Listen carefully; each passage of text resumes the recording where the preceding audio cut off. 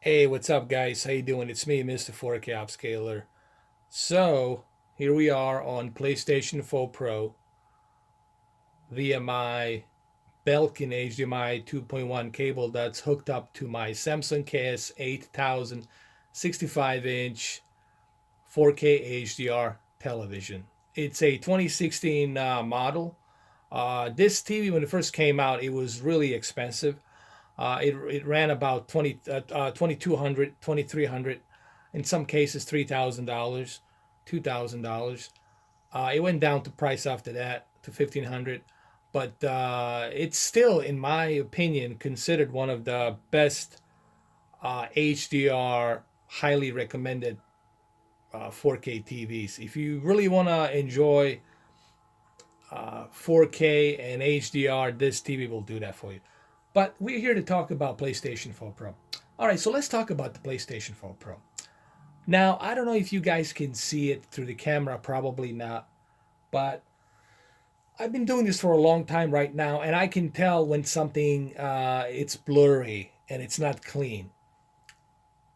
The reason a native 4K it's so important with HDR, it's due to the fact that those 8.3 million pixels they're rendering this canvas are going to give you everything much detailed. When you're using different techniques to upscale, when you are outsourcing resolution that's 1600p and then it's being compressed and upscaled to 4K, you're going to see some blurriness because those are not native pixels. They're compressed and upscaled pixels. When you're upscaling pixels, this doesn't mean that the picture's gonna look really good. Okay, so in this case, Far Cry 5 on PlayStation 4 Pro, it's missing out on that detail.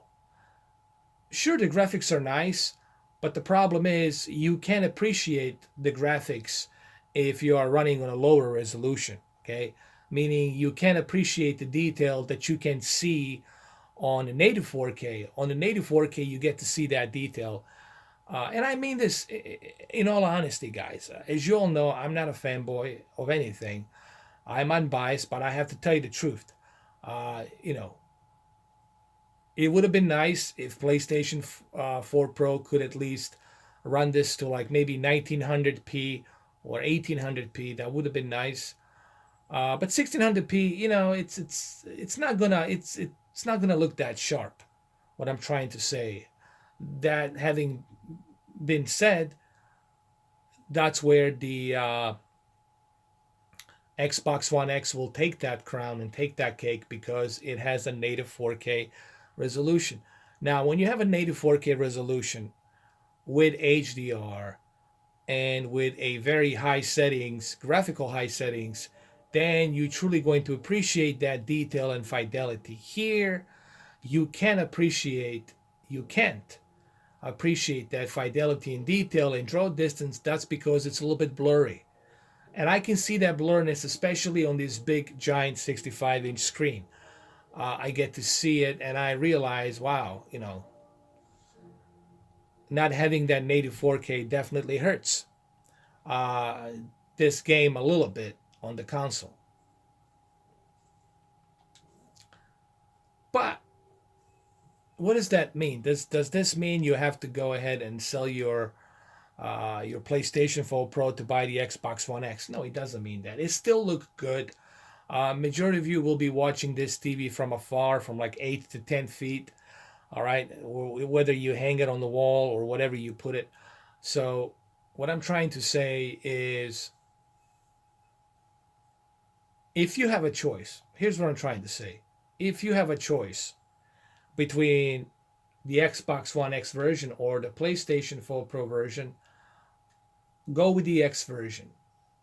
Okay, if you have a choice. But if you don't have a choice and you're stuck with the PlayStation 4, that's fine. PlayStation 4 Pro will get the job done. You still are getting HDR. You're still getting a decent resolution, which is a 1600p upscale to 4K, and it still looks good. But It's not going to be as detailed as on the Xbox One X. Xbox One X, Xbox uh, gamers will appreciate that better clarity detail. That's just a fact.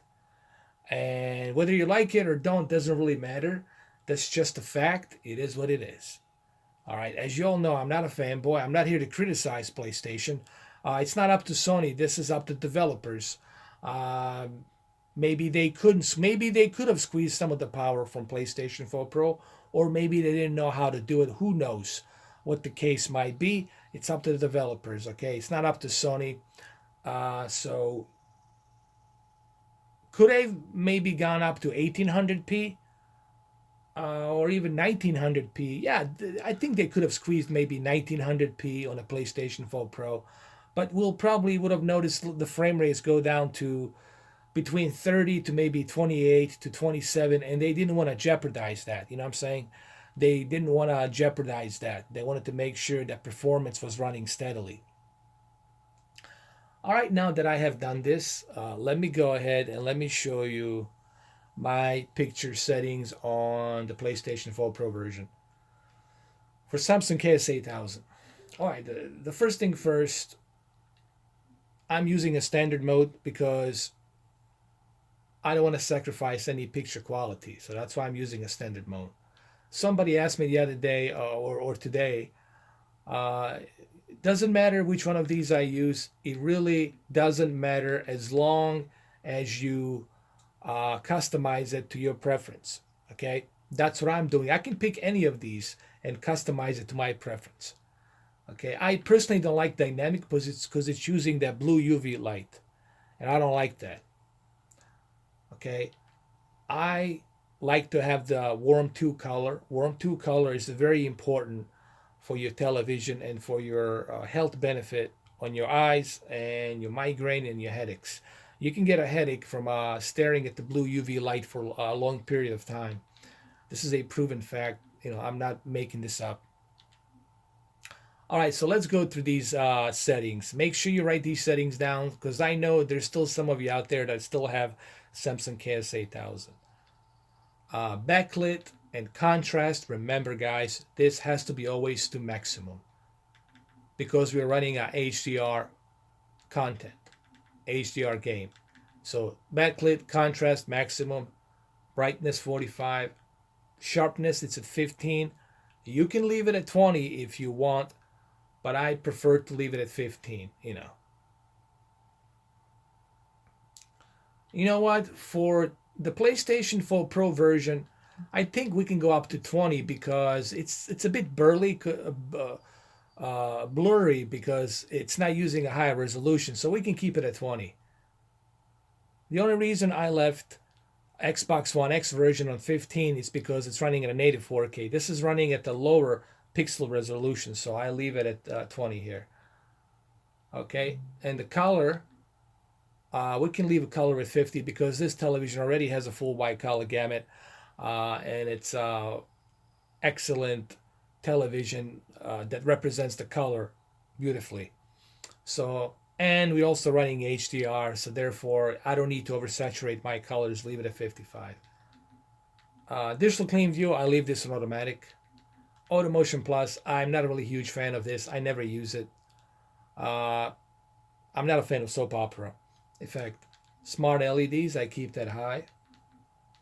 And dynamic contrast, this is the two important things.